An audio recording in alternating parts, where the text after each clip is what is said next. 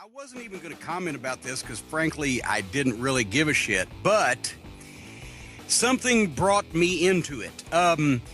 Ring of Honor news. The triumphant return this past week of Kenny King to Ring of Honor Wrestling. As everybody remembers, well, actually, I say that probably 20% of the audience maybe remembers. About 3 years ago, Kenny King bailed on Ring of Honor, went back on his commitment, and went to TNA.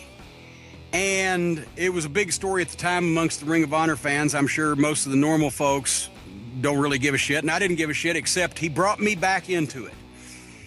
Kenny King returned to Ring of Honor, and once again, I don't even listen to my own podcast, to be honest, folks. I don't listen to a lot of stuff on the internet, but people send me shit.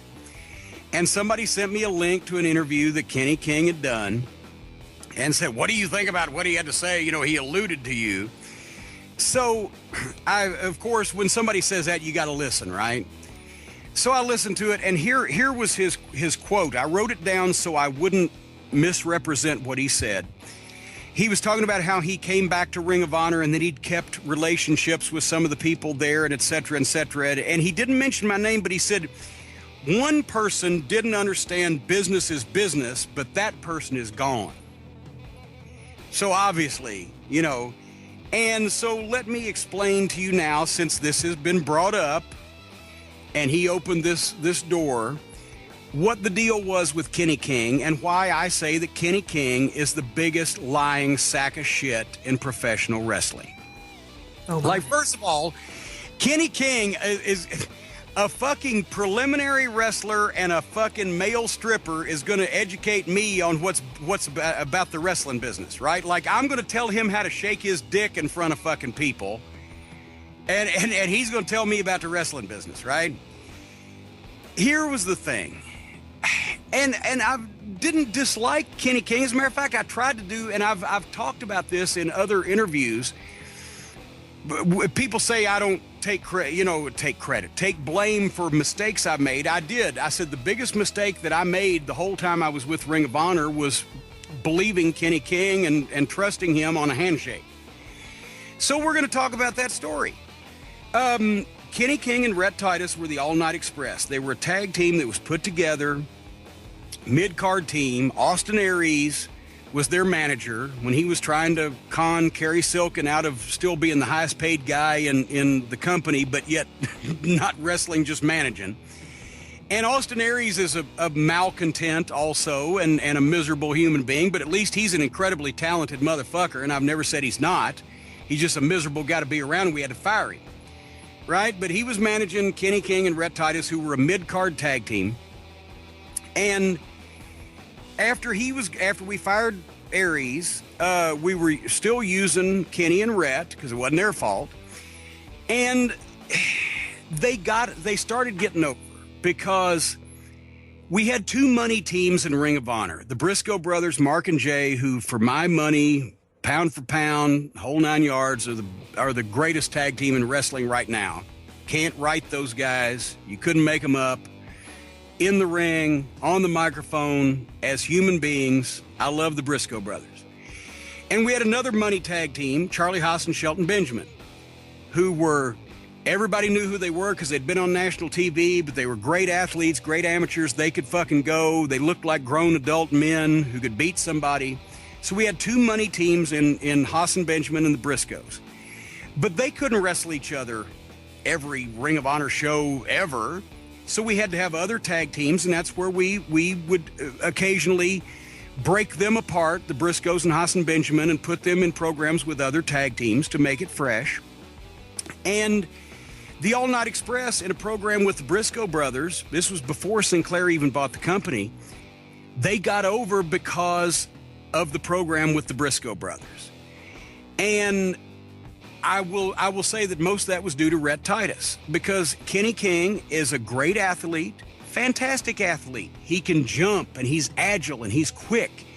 And he was a very good athlete. He was not a very good fucking wrestler or worker.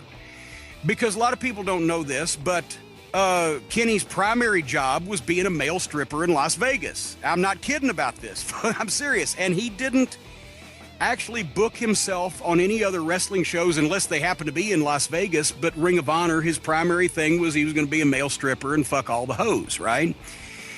Whereas Rhett would go out and he would book himself everywhere he could to get better, to get experience. So Kenny's problem was that he used this athleticism, but nobody bought him as a tough guy and as a fighter. And, and his work, he had matches where he would use the athleticism and he would try to go overboard with these spots, and a lot of it was sloppy.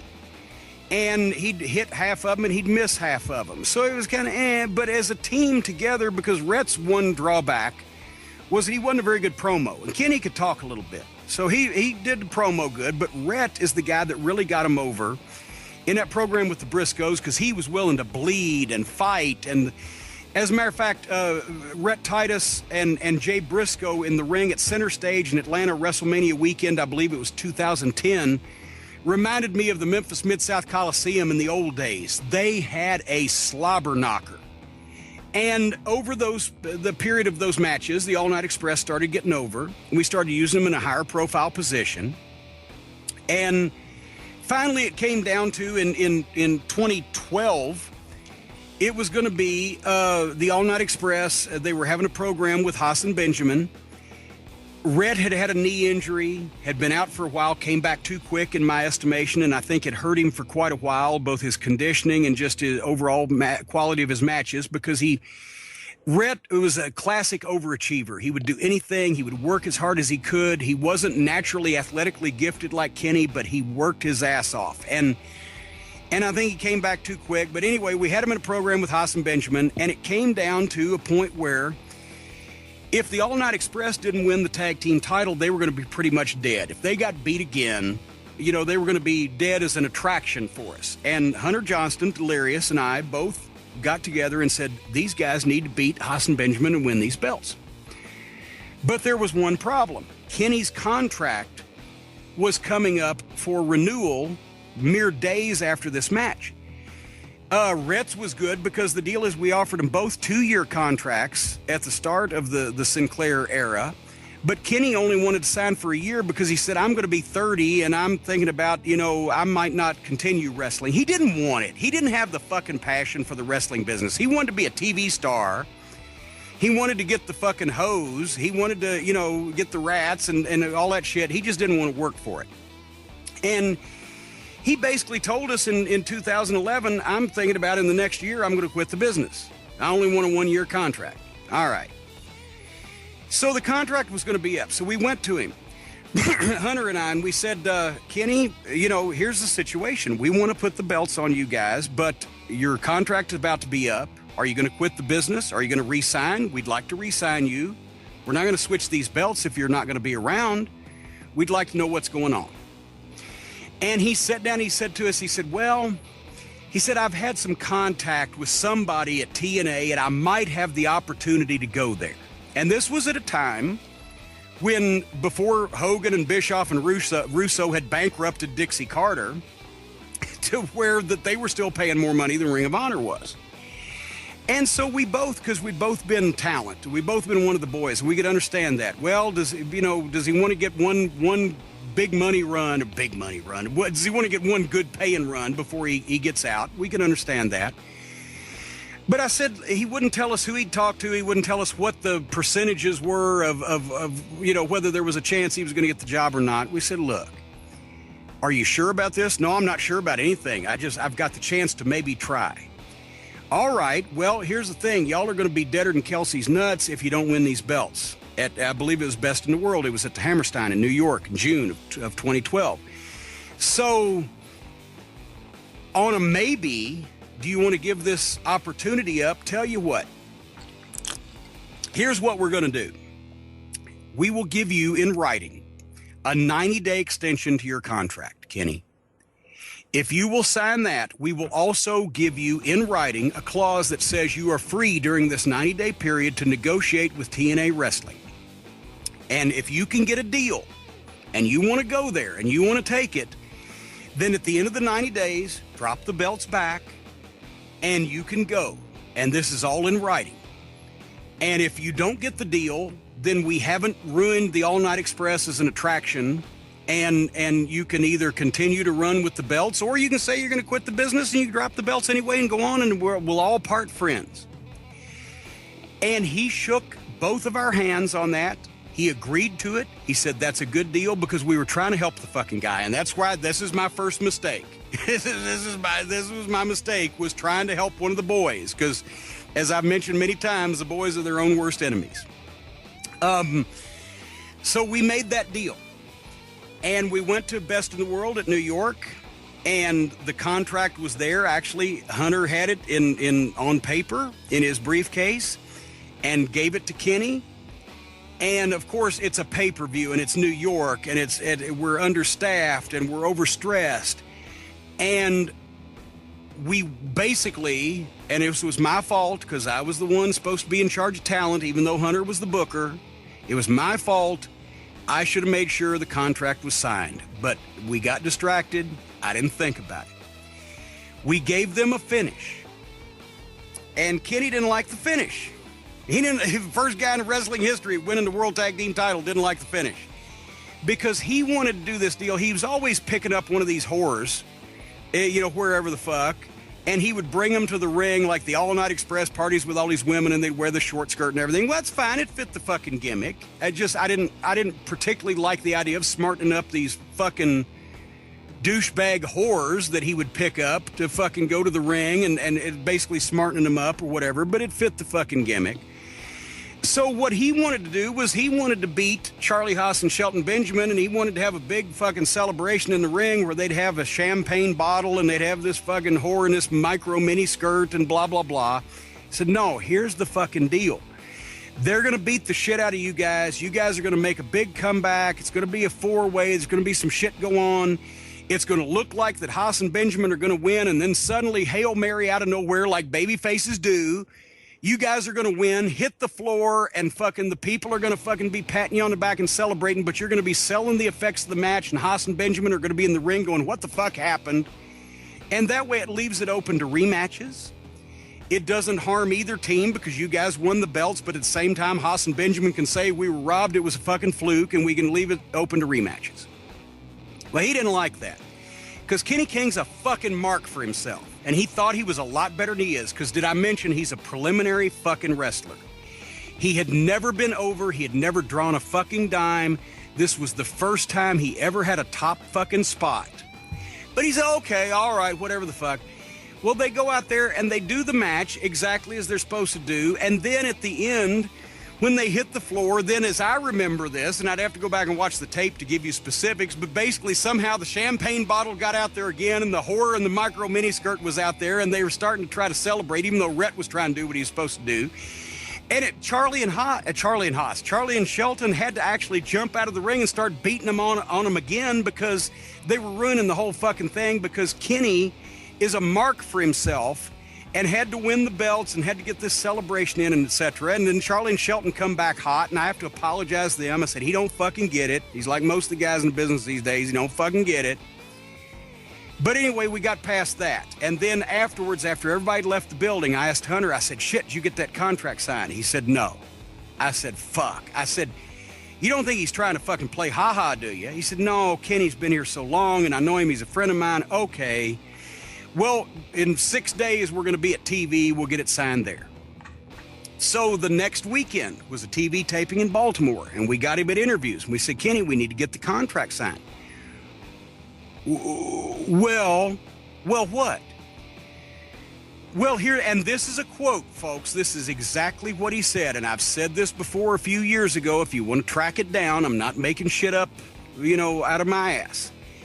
He said to us, he said, well, I don't think I can sign it. I said, what do you mean you can't sign it? We shook hands. We made a deal. You've got everything you want. We're not trying to prevent you from leaving. We want to make sure that we're covered and you can still negotiate with these people. Well, here's the thing. I thought it was a good deal when I agreed to it, but I've talked to other people since then that said that it wasn't a good deal, so I can't honor it. That's exactly what this lying sack of shit said.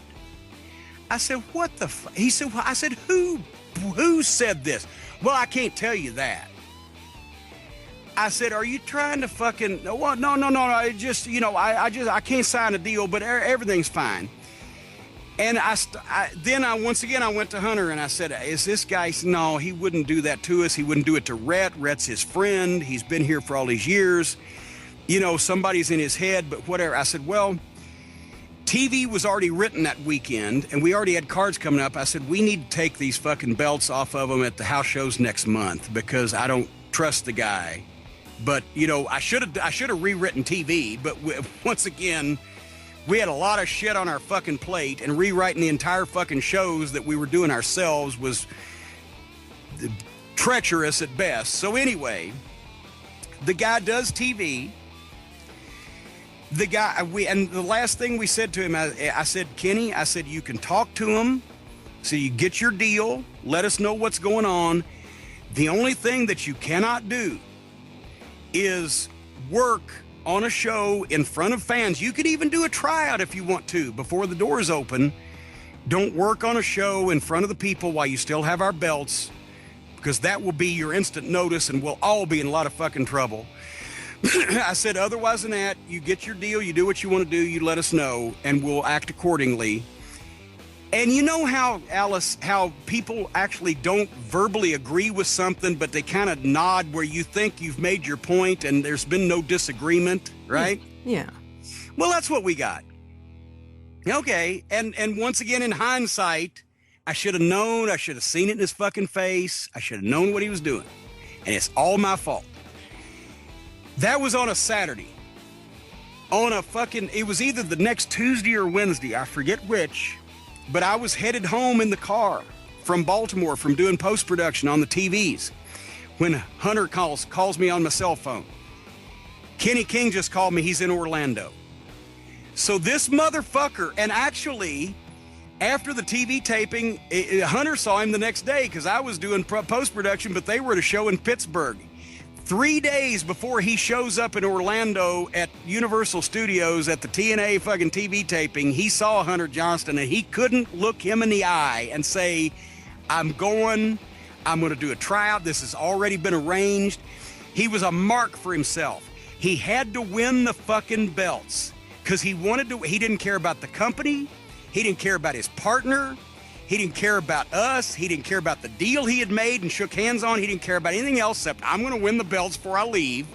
And then I'm going to go down there and try to get a guaranteed contract and fuck whatever word I've given, because that's no good. Because did I mention he's a professional stripper that shakes his dick in front of people for money?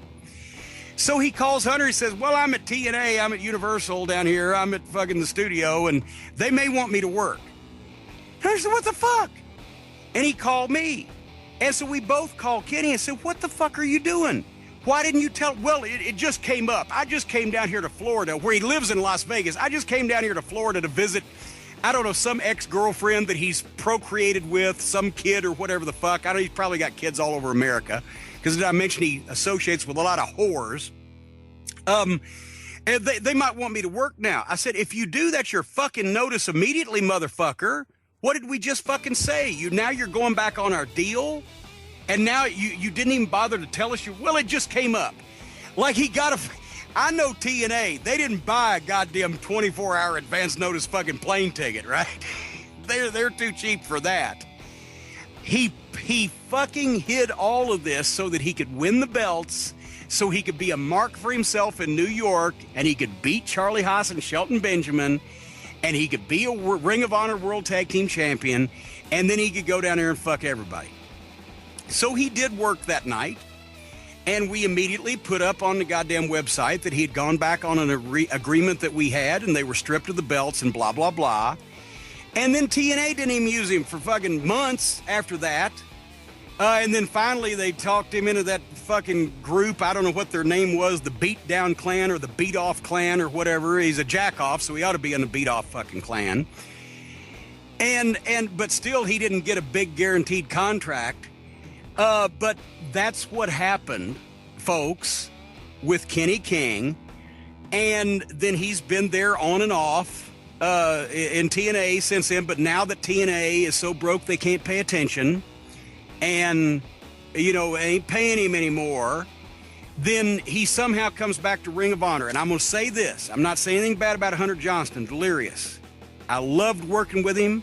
He's a good friend of mine. I think he's incredibly intelligent.